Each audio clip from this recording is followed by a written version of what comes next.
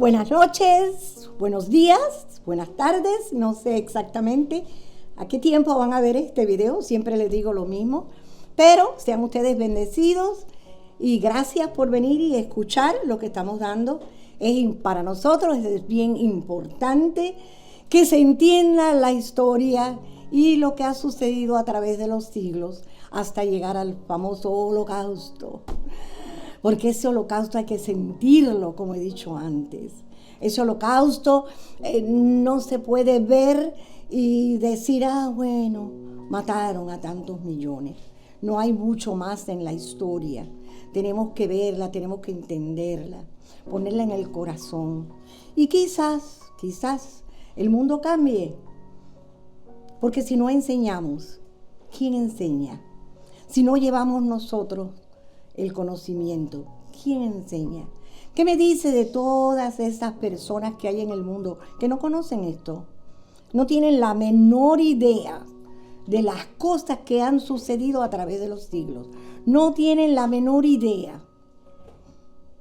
Eso mismo sucedió en tiempos antiguos. Así que entonces estamos tratando desde las azoteas de traer un avivamiento, un entendimiento, un cambio en el corazón y el entendimiento de las personas.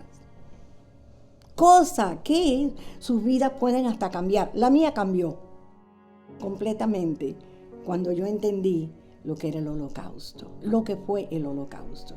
Así que vamos a comenzar entonces. Puse esta lámina de nuevo porque le añadí una cosita, otra lámina más, y es la muerte de Pedro en Roma. Pedro fue un fiel seguidor de Yeshua, Jesús, aunque en la última cena Yeshua predijo que Pedro le iba a negar 3 veces. Pero con todo y eso, el Señor le da una profecía a Pedro y le dice, de cierto te digo que cuando eras más joven, tú te ceñías e ibas a donde querías. Pero cuando seas viejo, extenderás las manos y te ceñirá otro y te llevará a donde no quieras. Y fue efectivamente esa profecía que lo llevó a la muerte en Roma. Es interesante porque hay una narrativa del tiempo de Nerón, comúnmente conocida como Quo Vadis. Es una novela histórica escrita por Henryk Sienkiewicz en polaco. Quo Vadis Domini es latín para ¿a dónde vas, Señor? Y aparece en el capítulo 69 de la novela. Es el recuento de una historia de los hechos apócrifos de Pedro, en la que Pedro huye de Roma, escapándose de la persecución. Pero en su camino se encuentra con Yeshua y le pregunta, ¿por qué va a Roma? Quo vadis Domine? Yeshua le responde, si abandonas a mi pueblo, iré a Roma para ser crucificado por segunda vez. ¡Wow! Esto avergüenza a Pedro, quien regresa a Roma para aceptar el martirio. Y es ahí donde Pedro muere. La película es con Robert Taylor, producida en el año 1951, y la pueden encontrar en español en YouTube. Y les recomiendo que si pueden, la vean, muy preciosa la película. Así que vimos entonces la muerte de Pedro, vimos la muerte de Pablo también, y vemos que debido a que Pablo era ciudadano romano, le fue dada una muerte más misericordiosa de decapitación. A mediados de los años 60, durante el reinado de Nero. Y esto ya lo vimos en la anterior. Pero le añadí también otras cositas más a la presentación de ahora, porque existe una percepción errónea. Se tiene erróneamente una percepción de total separación entre judíos y cristianos desde los primeros momentos del cristianismo. Pero la realidad fue diferente. La esperanza de la llegada del Mesías en los siglos anteriores y posteriores al año 0 atrajo a muchos judíos al seguimiento de Yeshua. Esta esperanza judía que desapareció con el tiempo, sobre todo con la destrucción de Jerusalén en el año 70 a manos de los romanos, y en el siglo II con las revueltas judías de Bar Kokhba, fue despertada con la llegada del Maestro. Muchos, tanto del pueblo como de los líderes judíos, llegaron a seguirlo. De hecho, se cree que el mismo Gamaliel lo siguió y supo que él era el Mashiach. Esa es una de las cosas que se ha escrito. De hecho, de acuerdo con las tradiciones cristianas, y aquí lo podemos leer, se recoge que el patriarca de Constantinopla, Focio, en el año 9, dijo que Gamaliel, maestro de Pablo, fue bautizado por los apóstoles Juan y Pedro junto a su hijo Simeón. ¿Es posible? Cualquier cosa es posible. Aquellos tiempos eran volátiles, había muchas situaciones con Roma, y es posible que el Señor se le haya revelado a Gamaliel. Pero con todo eso hay otra opinión y la vamos a ver un poquito más adelante. Habían 3 diferentes grupos en las sinagogas del primer siglo. Cuando digo sinagoga, digo todo lo que era Turquía, todo lo que era Israel, todos tenían diferentes tipos de personas dentro de su sinagoga. Número 1, los judíos, todos aquellos de familia judía, de madre judía y considerados descendientes legítimos de Jacob. Ahí no hay problema. Los prosélites de justicia, le decían el Ger Zedek, eran aquellos gentiles que se habían convertido formalmente al judaísmo. En el caso de los hombres, con el Brit Milá, o sea, con la circuncisión, corte de prepucio, y en el caso de las mujeres, con la inmersión ritual. Estos, por su observancia completa de la Torá, se podían casar con los judíos del primer grupo. Los otros eran los temerosos de Dios, el Ger Toshab, que no se convertían formalmente al judaísmo, sino que se encontraban dentro de la comunidad como simpatizantes. Estos no se circuncidaban, ni en el caso de las mujeres realizaban la inmersión ritual.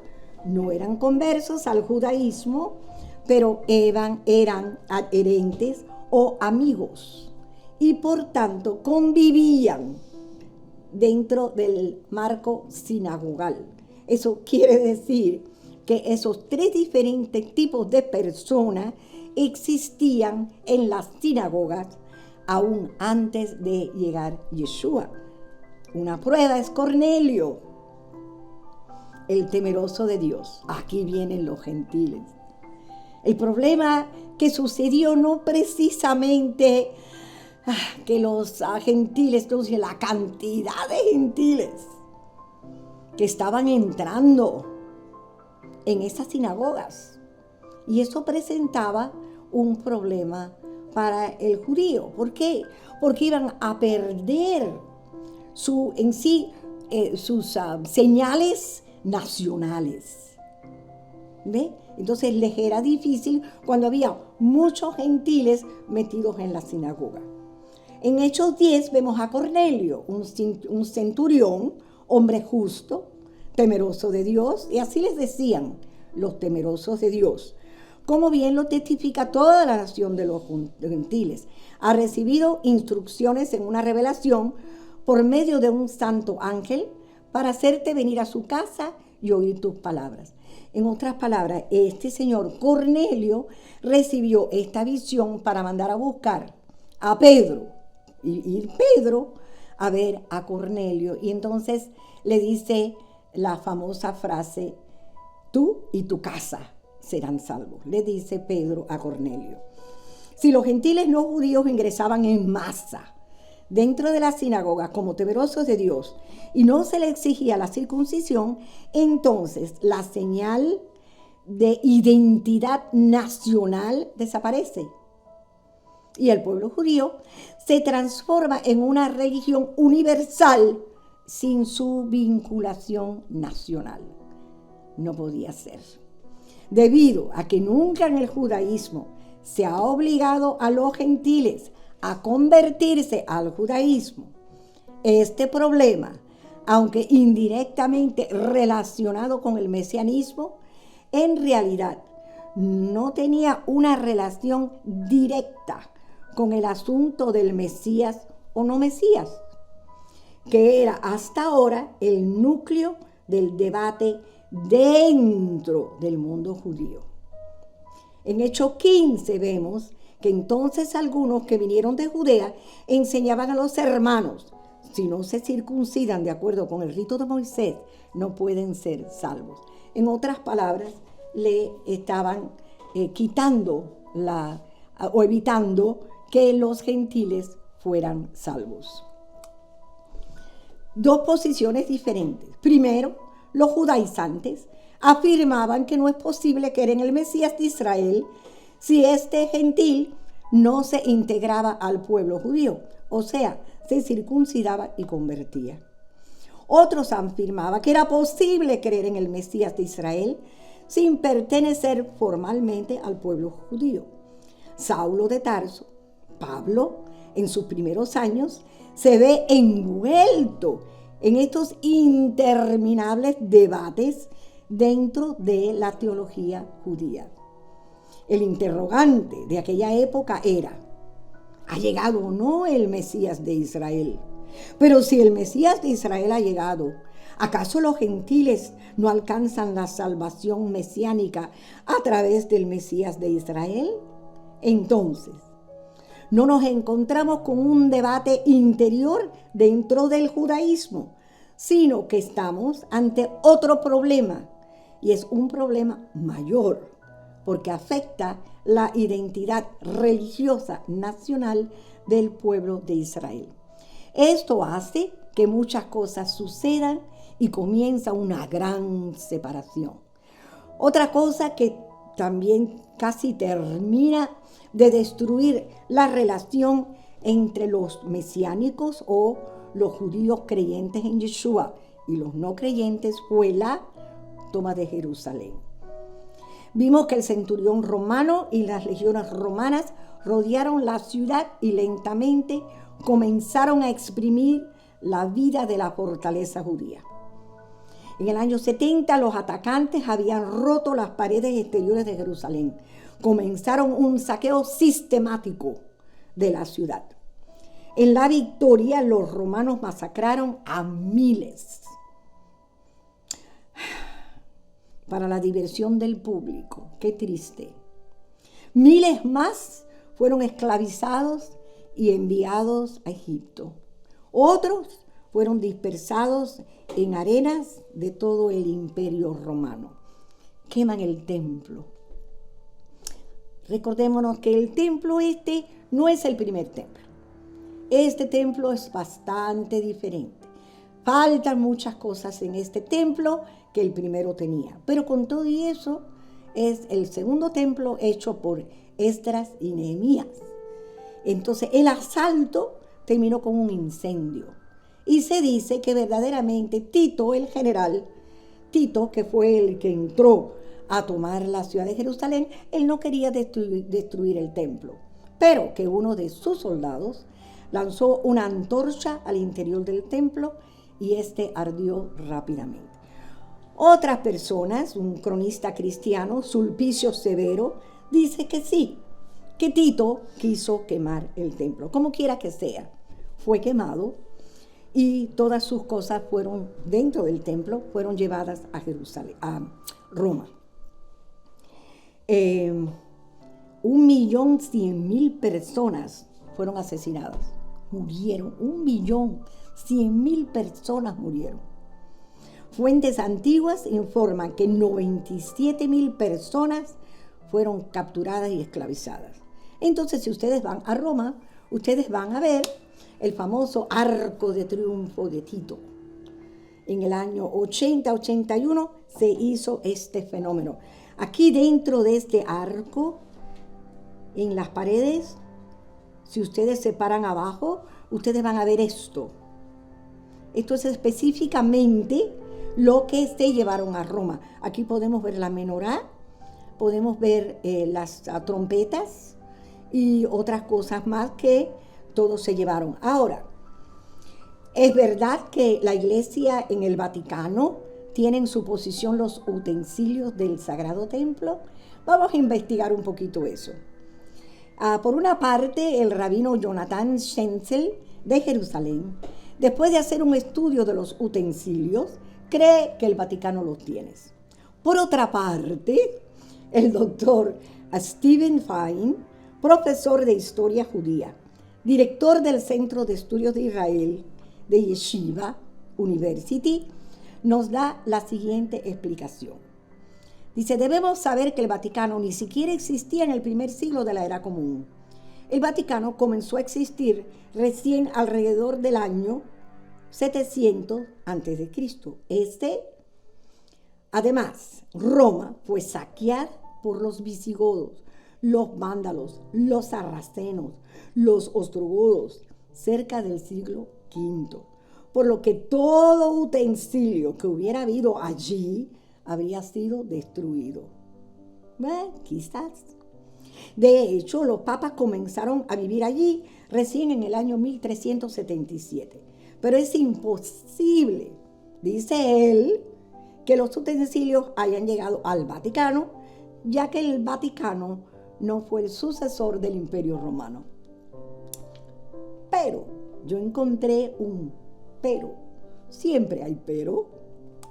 Encontré esto. Josefo describe cómo eran exhibidos los trofeos del templo en Roma. Sí fueron exhibidos en Roma. Quizás no en el Vaticano, pero sí en Roma. Dice, fueron exhibidos en el magnífico Templo de Paz, comenzado en el año 71 y terminado en el año 75. Este templo fue construido por Vespasiano, padre de Tito, para conmemorar la derrota romana de Judea, y fue reconstruido más tarde por Domiciano. Plinio el anciano lo incluye entre los edificios nobles de Roma, caracterizado como uno de los más hermosos que el mundo haya visto. Y ahí en ese lugar se enseñaban todos los utensilios que fueron llevados de Roma. ¿Están por allá? No se sabe. Quizá con el tiempo llegó al Vaticano. Hay ciertos rabinos que han ido al Vaticano y dicen que los han visto. Yo sí sé que Israel hace poco le mandó una carta al Papa pidiéndole que le devolviera sus cosas. Todavía no lo han hecho, si es que la tienen. El templo era un espacio público, al igual que la Casa Blanca en los Estados Unidos. Algunos sabios que visitaron Roma habían visto ese fenómeno. Ahora, si regresamos entonces a la rebelión en el año 70, vemos esta cosa tan preciosa. Esto se llama Masada. La toma de Masada tomó 3 años. Finalmente fue extinguida en el 73 con la caída de los distintos focos de resistencia, incluyendo esta fortaleza. O sea, en el 70 destruyen el templo, toman Jerusalén. En el 73, ya esto es cerca del Mar Muerto, que está por aquí. ¿Ok? Y esta fortaleza también cae. 400 metros sobre el nivel del Mar Muerto. Esta fortaleza era de Herodes, o mejor dicho, era de Israel, por supuesto, pero Herodes la toma y la hace su veraneo, el tiempo de veraneo de él. Él iba, tenía piscina, tenía de todo lo que él necesitaba. Y él iba ahí con su familia a veranear. Aquí tenemos otras fotos para que ustedes vean qué cosa tan extraordinaria y tan alta. Y ahí, muchos de ellos, se dice que muchos de los judíos murieron. Esta fue la última fortaleza que cayó. Los sicarios. Al estallar la rebelión de 66, un grupo de rebeldes se apoderó de la plaza fuerte, eliminó la guarnición romana de Masada, dirigidos por un tal Menahem, y tras su muerte por su sobrino Eleazar ben Yair. Pertenecían a un grupo de judíos radicales, lo que se llamaban los sicarios. Le decían sicarios por esto. Eso es un puñal o sícara que ellos usaban para matar a la gente, ¿no? Como una espada. Durante los años de guerra contra Roma, los sicarios de Masada modificaron las construcciones de la fortaleza, adaptándola a sus necesidades y prácticas religiosas. Entonces, Roma entonces va en contra de Masada y finalmente la toma. Animados por un espíritu indómito, los sicarios estaban dispuestos a defender Masada hasta el final. El ataque romano duró 3 años. Cuando los romanos entraron en Masada, se dice que encontraron una montaña de más de 950 cadáveres.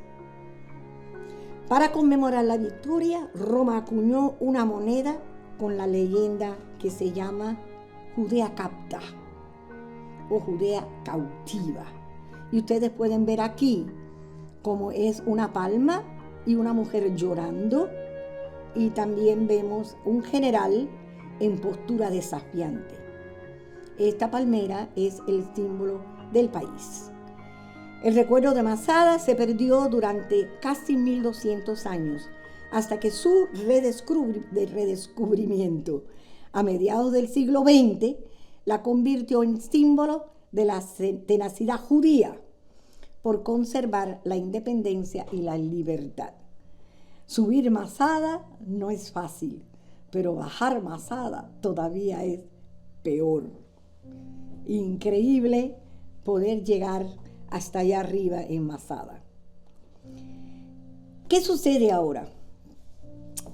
Hay una historia donde se dice que Johanan ben Zakkai estaba en Jerusalén cuando los romanos empiezan a atacar la ciudad, que también fueron unos años en contra de la ciudad, y se sabía que los romanos iban a ganar.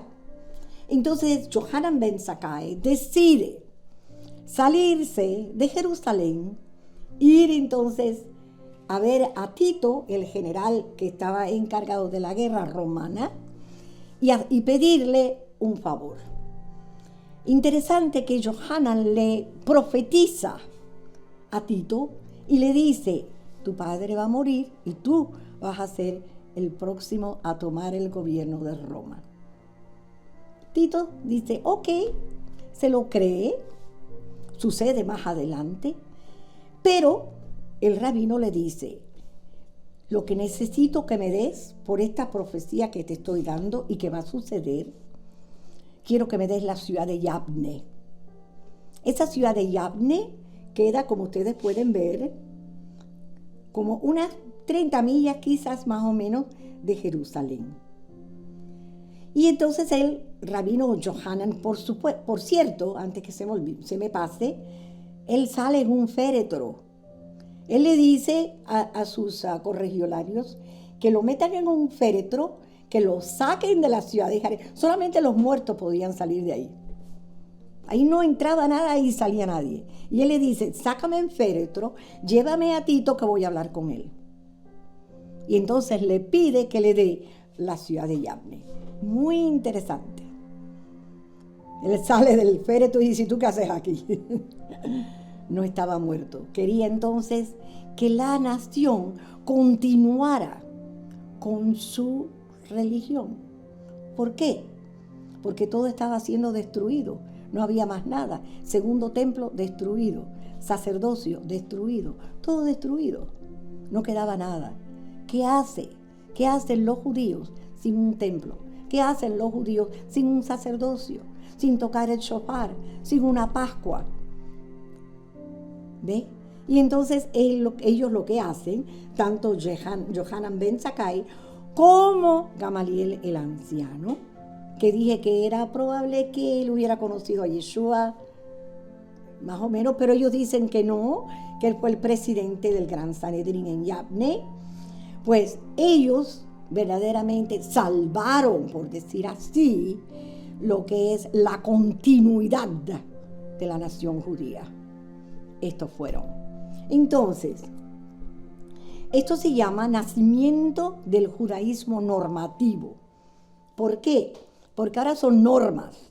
Ellos empiezan a reconstruir lo que pasaba en el templo.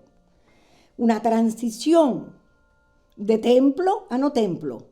Y dice, ¿qué hacemos? Oración número 1. Oración y sacrificios serán reemplazados por el estudio de la Torá. Número 2. La lucha entre los sabios y el sacerdocio llega a su fin. El Sanedrín entonces es reconstruido en la ciudad de Yabne.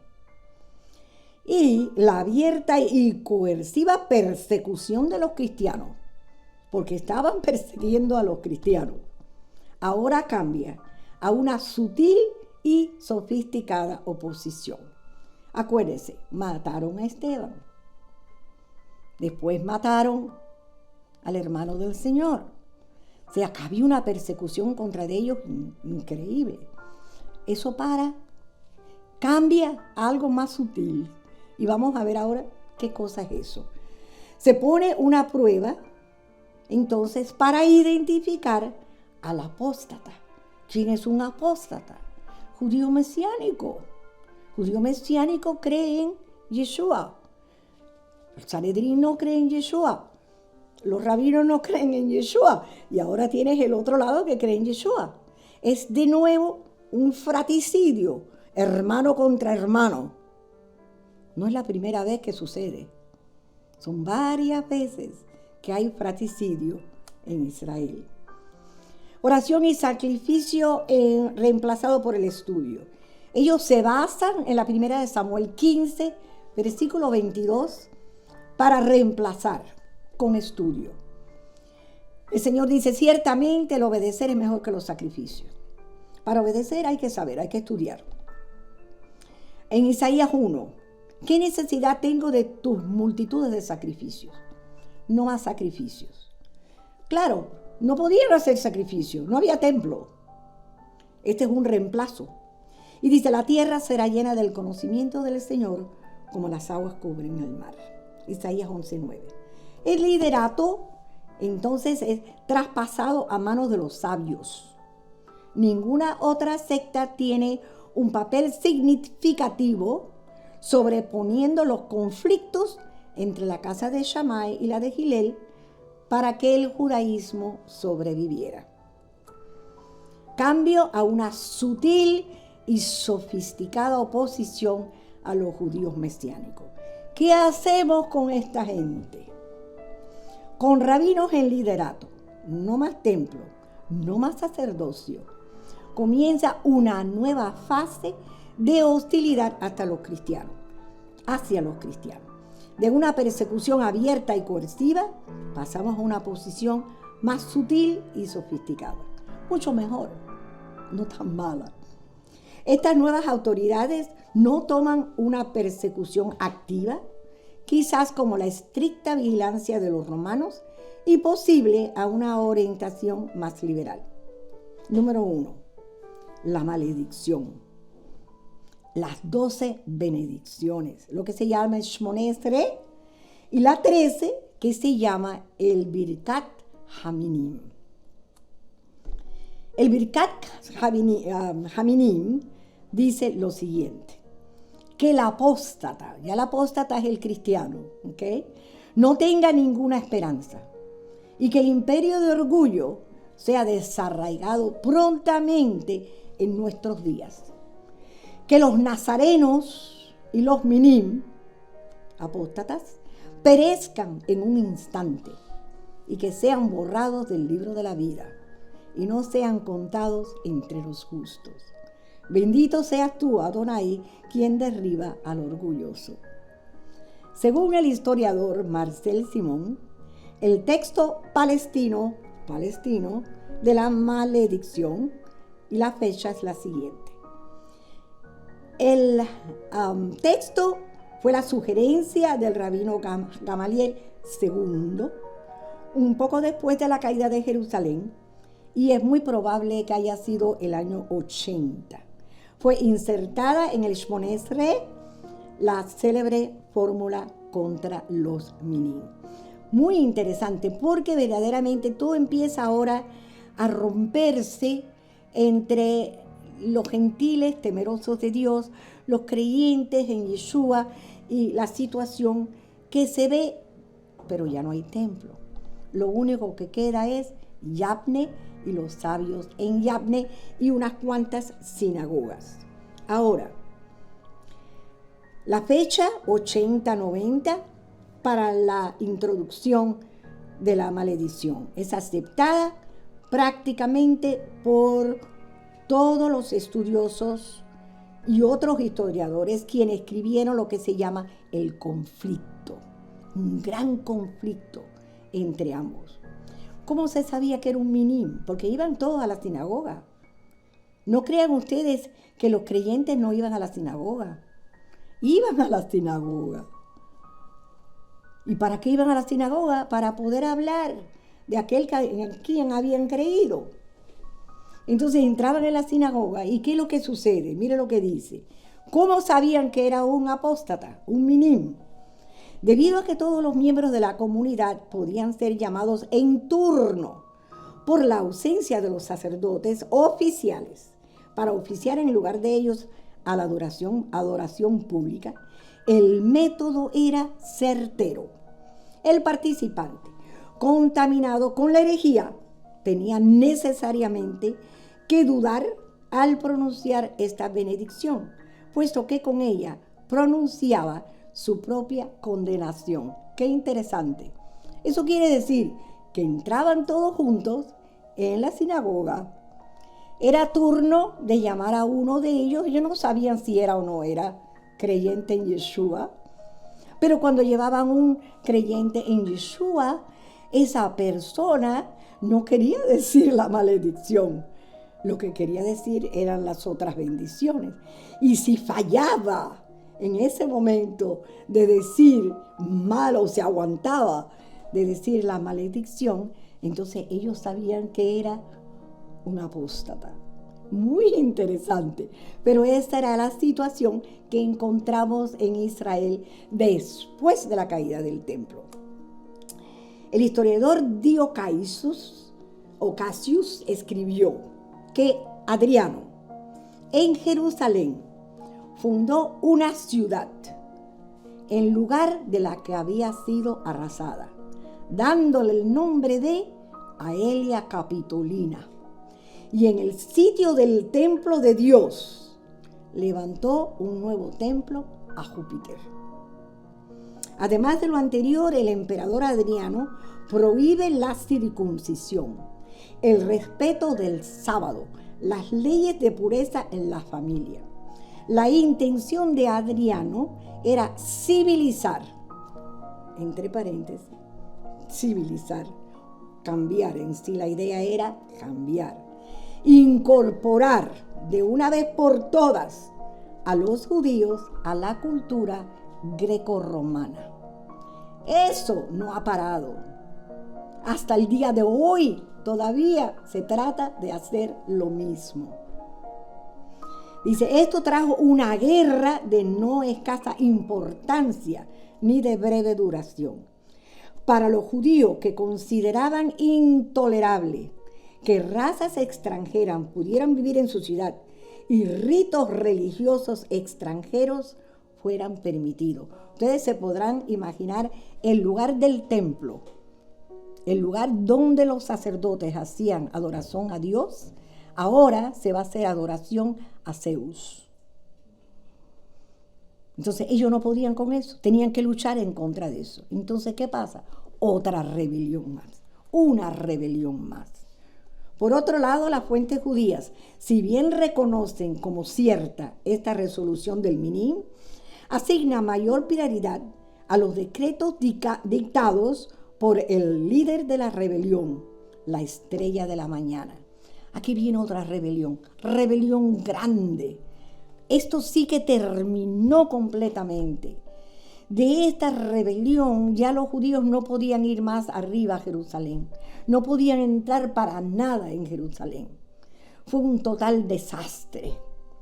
Se llamaba el hombre Simón Bar Kokhba o Simón Bar Kochebas, también le decías. Fue el líder judío que dirigió en el año 132 la que es conocida como rebelión de Bar Kokhba contra el Imperio Romano. Bar Kokhba estableció un estado judío independiente que duró por 3 años. Él fue el nazi, príncipe o presidente.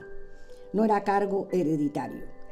Hasta ser derrotado por los romanos en el 135. Reprimida la rebelión, Bar Kokhba resultó muerto en el asalto final a la fortaleza de Betar. Este varón, rabino Akiva ben Yosef, tuvo una participación muy activa. Akiva decidió que Bar Kokhba era el Mesías. Se equivocó en grande. Es el Mesías y lo apoya, completamente lo apoya. Y le decían la estrella de la mañana, porque el hombre se llamaba Kokhba, Kochebas, que quiere decir estrella. Por eso le decían la estrella de la mañana. Las pretensiones mesiánicas no eran del agrado de otras autoridades judías, pero con todo y eso lo apoyó.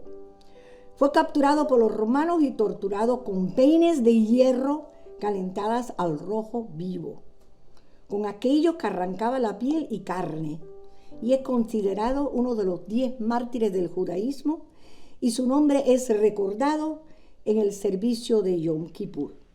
Esa guerra de 3 años, él perdió 25,000 estudiantes. Murieron en la guerra 25,000 hombres. Bar Kokhba o Bar Kokhba, aquí pueden ver lo que él hizo. Hizo unas monedas, esas monedas el primer año, el segundo año y el tercer año del Estado de Israel. Justín testiga de los eventos e informa.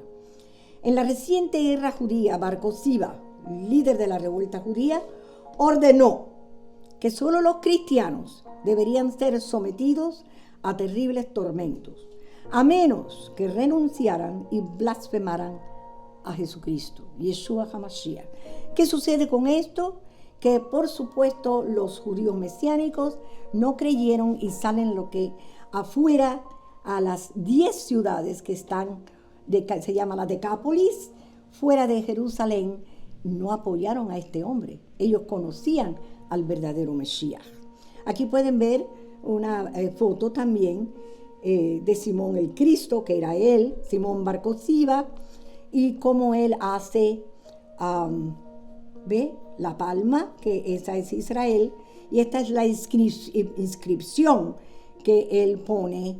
3 años duró esta institución y esta guerra. Entonces, tenemos varias cosas. Primero que nada, ya esta parte de Israel es totalmente conquistada por los romanos. La comunidad esenia de Qumran deja de existir con la destrucción de su vivienda a orillas del Mar Muerto. De los otros esenios no queda más huellas. La lucha contra los judíos mesiánicos llega a su fin con la derrota del falso Mesías. La ciudad fue destruida y los judíos dispersos de nuevo a las naciones. A los judíos se le prohíbe la entrada a Aelia Capitolina, una guarnición romana se construye sobre sus ruinas. No solo han perdido el templo, sino ahora la ciudad de Jerusalén como centro religioso del judaísmo. A Israel, entonces se le cambia el nombre de Palestina. En vez de Israel es Palestina y no pueden entrar más a la ciudad. ¿Qué sucede? Eso está terminado. en esta parte ya se acabó. Queda un pequeño remanente de los judíos en Israel, pero ni siquiera pueden subir al templo. Pero acuérdense que hay muchos que han sido llevados a las naciones. Entonces ahora vamos a entrar en una fase nueva, en algo nuevo que está sucediendo en las naciones o comenzando a suceder en las naciones. Y tenemos que ver entonces la interacción de esas naciones con ese pueblo que está dentro de las naciones. Y eso es lo que vamos a comenzar a ver. Antisemitismo. Los judíos en las naciones. Los historiadores modernos atribuyen a la rebelión de Bar Kokhba una importancia histórica decisiva. La destrucción masiva y las pérdidas de vidas ocasionadas por la rebelión hace que se considere el inicio de la definitiva diáspora judía en esta fecha. En otras palabras, ahora sí, casi todo el judaísmo está entonces en las naciones. A diferencia de la primera guerra judeo-romana, la mayoría de la población judía fue asesinada, esclavizada o exiliada, y la religión judía totalmente prohibida. Luego de la rebelión, el centro de la vida religiosa pasó entonces a las sinagogas de Babilonia, que ya estaban andando. En el siglo IV, Constantino I permitió a los judíos entrar en Jerusalén para lamentar su derrota una vez al año, el 9 de Av, en el muro occidental. A mediados del siglo XX, la rebelión de Bar Kokhba se convirtió en un símbolo de la resistencia nacional en Israel.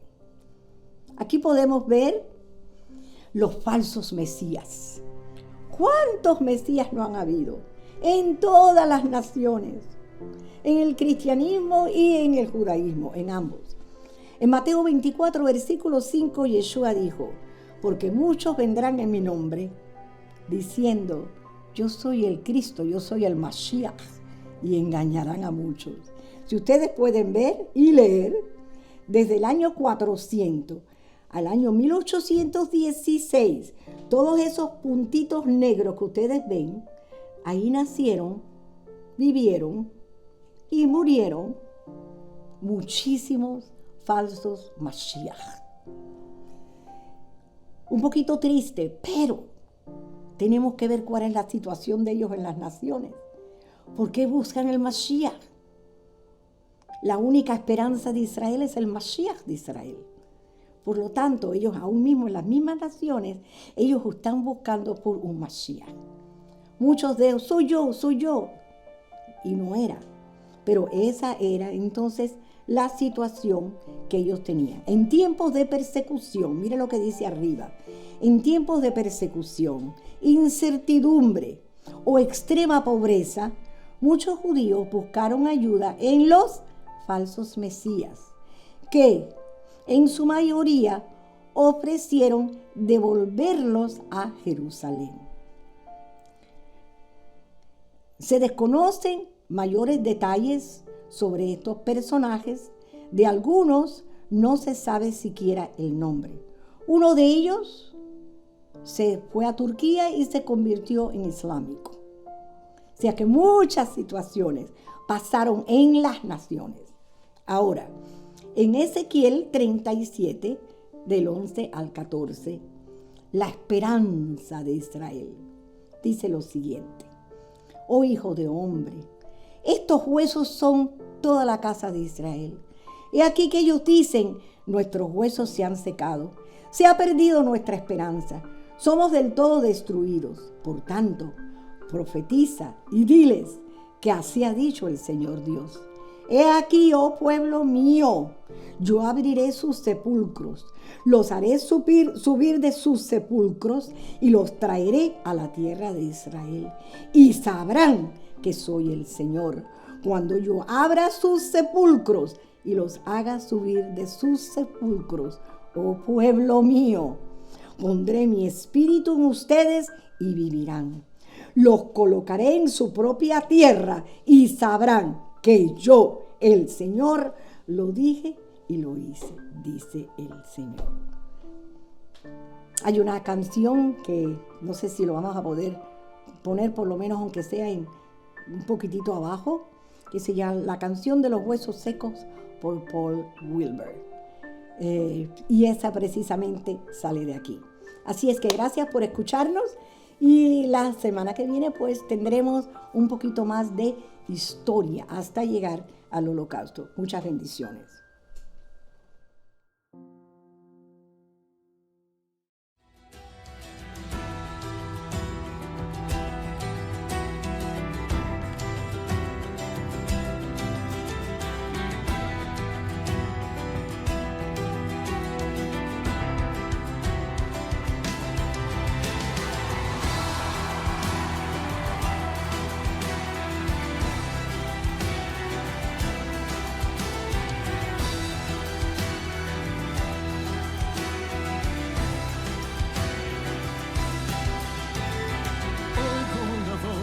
Profeta, palabra de Dios proferir. Oigo la voz de Ezequiel, a huesos secos decir: oh, vivir otra vez. Aquellos que duermen, los que no viven, vivir otra vez. Aquellos que duermen, los que no viven.